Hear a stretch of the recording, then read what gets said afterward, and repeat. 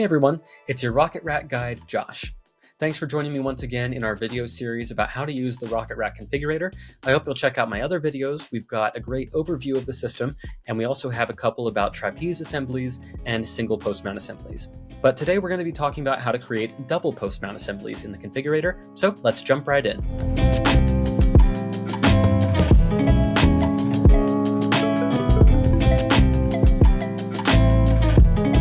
Alright, let's get started. Once again, this is the home screen of the configurator. If you want to create a project from scratch, you can go up to the top left and hit New Project. For our configurator video series, I've been working in the configurator example project that I created, and you can see that the line items from our past two videos are present here: trapeze assembly and single post mount. And I've filled out the properties here for this project. Just a reminder, you have to fill out the project number for your project, or else you won't be able to export the PDF at the end. All right, so let's jump in here. We're going to go straight to Add and go to Double Post Mount Assembly. And it's automatically going to populate for us two rocket posts here in the middle. I'm going to adjust the view here so we can see that all right. And adding things to these is going to be pretty similar to how we added components to our single post in the last video. But first, we'll need to update the assembly details with the assembly type, the area and room where it's going to go, the group that it's going to be used for, and any special notes that you have on the project. So I'm going to go ahead and fill those in now. All right, we are all set to go. So for our double posts, we can add things to individual posts. We can add extension arms. We can add the double post mount bracket like we talked about in the past video by going to the Part Children's tab and selecting either one of the posts. And we can go here, we can adjust the individual height of the posts. So for example, if one needs to be taller than the other, we can change one to 60 while the other one stays at 48. And that's just based on your project needs. We can click on Add and click Extension Arm. As you can see, it'll populate one for us at the floor level, so we'll just have to raise it up. Going to Vertical Extension Arm 0 and adjusting the elevation to say 50. And we'll adjust the rotation so that it comes around to this side. We'll do 200. Okay, very cool. We have that set there. But what happens if you want to use two posts to support one rack? Well, that is possible. We'll go out to the project as a whole, double assembly. We have our two posts here on the side, but we're going to go over to the Edit tab and hit Add. And we can choose between a Rocket Rack Flat assembly or a Rocket Rack Tinted assembly. Rocket Rack Flat will be perfect for supporting conduit or basket tray running vertically along the posts, or we can choose Rocket Rack Tinted for things running horizontally. And it'll maintain hygienic design because it's using the tinted rack with the heel cut on the angle and the sloped sides that shed bacteria and liquid. So let's go with Rocket Rack Tinted assembly. It's going to populate the post tinted rack right between the two posts, and it's going to be at the floor level, so we're going to have to raise it up because it's interfering. So let's go to Tinted Rack 0 over on the left and change the elevation to, let's start out with 15. There you go. All right, so right now the rack length is set to 12, but if we change that to say 24, it's also going to adjust the amount of distance between the two posts.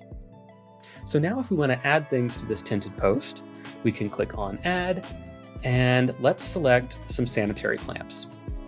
All right, as you can see here, it's populated directly into the middle of the rack, which is not feasible because there's no slot there. So we're going to have to go to Sanitary Clamp on the Part Children's side and adjust the position offset. Here we go to 10. Okay. And let's change the clamp diameter to 1 1/4. All right. Say it's a little too close to the post for our liking. We can switch the position offset maybe to 8 and give it a variable standoff instead of a standard in case the conduit run is raised up a little bit higher. And of course, if you wanted to, you could always switch this to a different kind of sanitary clamp. We've got our PVC coated conduit clamp, as well as process hex clamp, which is a different shape, so it'll update on the rendering. Let's change this to PVC coated conduit clamp. It has the same shape as the stainless clamp, so it's not going to update on the rendering, but it is going to change in the bill of material. All right, let's duplicate this. And of course it renders right on top of the one that was already there. So we'll change the position to 4 just to move it out of the way. And now we have 2 of the sanitary PVC coated clamps. Let's say this one's at a standard standoff type. All right, so let's add something to the other side of this tinted rack just to fill it out. We'll go to tinted rack 15 up on our levels and click add once again. And let's add a wire basket. All right, it's interfering, so we'll go to wire basket 0 and change the position offset. Since it's going to the left of center on the rack, we're gonna wanna type in a negative number. So let's go with -6. And there you have it, no interference at all. And as you may have remembered from a past video in the series, the wire basket shown here is just a visual representation. The wire basket's not going to be added to the BOM. What is going to be added to the BOM is the hygienic cable tray clamp that is securing the wire basket to the rack. And so the representation of the basket is just here to show where it's going to be positionally on the rack when you install this in real life. Let's say that the height of the basket tray needs to be changed to 4, just for whatever purposes on the project, and there you have it. Now, similarly to single post mount installations, we can duplicate this whole tinted rack with everything on it. We just need to go out to tinted rack 15 and hit duplicate. Again, it's going to populate it exactly where the original one was, so we'll just need to change the elevation. All right, and let's say the elevation for this one is at 30. All right, this is a really unique way of supporting all the conduit, basket tray, process piping needs that you have for your project, because you have the 2 tinted racks supporting things running horizontally, but because the posts have, so much real estate, you can continue to support things on either side. We have a vertical run here with an extension arm, and say we need to support some conduit here. Let's click into Double Assembly and choose, this was post number 1, and click vertical extension arm. We can add U-bolts or clamps or whatever we want to this. So let's go with a U-bolt that is, say, 2.5 inches. We're supporting a large piece of conduit running vertically here. That's perfect. And if we need to support it further on down the post as well, we can go back out to vertical extension arm 50 and hit duplicate and adjust the elevation. So let's adjust this one to 30. That's right, we set the tinted rack to 30 already. So this is gonna need to go lower because it's interfering. So let's call this one 24. And no interference. Perfect. There's that there. And say for whatever reason, on post 2, so if we want to go out to double assembly and hit post assembly 2, say we have some more things running vertically this direction. We can hit add extension arm assembly and go into extension arm and change this to a double mount bracket. Why not? Just for fun.